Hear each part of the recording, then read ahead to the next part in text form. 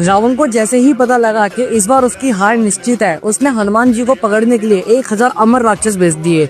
और इन राक्षसों में खास बात ये थी कि इनका काल भी कुछ नहीं बिगाड़ सकता था। हनुमान जी ने श्री राम से कहा कि प्रभु मुझे एक मौका दो, मैं इन सबको ही निपटा दूंगा। और जैसे ही राम जी ने हनुमान जी को अनुमति दी, हनुमान जी रणभूमि में उतर गए। और वहाँ पर हुआ क्या, जैसे ही हनुमान जी ने उन राक्षसों को पटक पटक के मारना स्टार्ट किया, वह राक्षस हंसने लगे और उन्होंने कहा कि हनुमान तुम कर क्या रहे हो, तुम्हें पता नहीं है कि हम अमर हैं। तब हनुमान ने कहा मुझे पता है तुम अमर हो, एक काम करो तुम सारे मिल जाओ और एक साथ मेरे पे हमला करो। राक्षसों ने सोचा ऐसा करना ठीक होगा, क्योंकि ऐसा करने से हनुमान जी को जल्दी हराया जा सकता है। और जैसे ही वो सारे राक्षस इकट्ठा होकर हनुमान जी को मारने के लिए आए, हनुमान जी ने उन सबको अपने पूंछ में लपेट लिया और लपेट के अंतरिक्ष में ऐसा फेंका कि वह ग्रेविटी से ही बाहर हो गए और वो राक्षस बाहर जाके खो गए। और राक्षसों ने वहां से कहा कि हनुमान हमने कभी सोचा नहीं था कि तुम्हारे अंदर इतनी बुद्धि होगी कि जिसे मारा नहीं जा सकता लेकिन उसे बाहर फेंका जा सकता है, इसलिए तुमने ऐसा किया। आपको ये जानकर अच्छा लगा तो जाते जाते जय श्री राम लिख के जाना। और ये वही बात हुई ना, भूत पिशाच निकट नहीं आवे, महावीर जो राम सुनावे। आखिर हनुमान ने ऐसा क्या किया था कि उनकी माता को उनके ऊपर इतना गर्व हो गया जिसकी आज हम कल्पना भी नहीं कर सकते।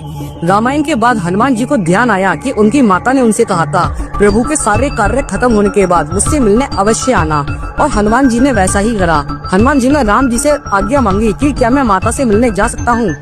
हनुमान जी को राम जी ने कहा कि तुम अवश्य जाओ, लेकिन मुझे भी लेकर जाओ ताकि मैं भी तुम्हारी माता को देख पाऊँ और उनके दर्शन कर पाऊँ। यह सुनकर हनुमान जी बहुत ज्यादा प्रसन्न हो गए और राम जी को लेके अपने द्वार पहुंच गए।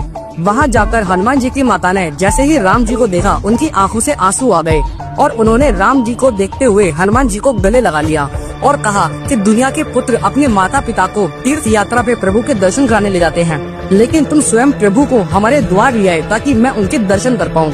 इस चीज से पता लगता है कि हनुमान जी कितने ज्यादा शक्तिशाली हैं और वह अपनी माता से कितना ज्यादा प्यार करते हैं। अगर आपको यह सुनकर अच्छा लगा तो मुझे कमेंट में जय श्री राम जरूर लिख के जाना।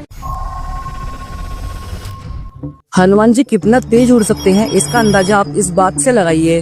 वरुण देवता को एक बार अपने ऊपर घमंड हो गया कि इस दुनिया में हनुमान क्या, उनसे ज्यादा तेज उड़ने वाला कोई भी नहीं है। ये बात जब विष्णु भगवान को पता लगी, उन्होंने वरुण से कहा कि जाओ और हनुमान को बुला कर लाओ, कहना विष्णु जी ने बुलाया है।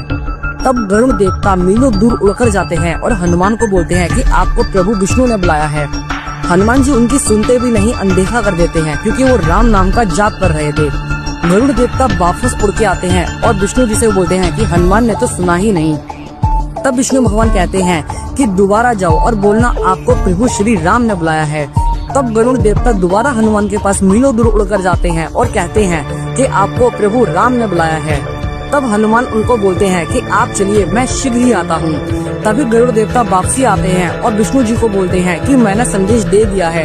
हनुमान बोल रहे हैं कि वो अभी शीघ्र ही पहुँचते होंगे। गरुड़ को लग रहा था कि उनसे ज्यादा तेज उड़ने वाला कोई नहीं है, लेकिन विष्णु भगवान ने कहा कि तुमसे पहले हनुमान आए और मुझसे मिलकर चले भी गए। तब गरुड़ देवता को यह अंदाजा हुआ कि हनुमान उनसे ज्यादा तेज उड़ सकते हैं और यह विष्णु भगवान ने सिर्फ और सिर्फ गरुड़ देवता का घमंड तोड़ने के लिए किया था। अगर आपको ये जान के अच्छा लगा तो मुझे कमेंट में जय श्री राम जरूर लिख के जाना।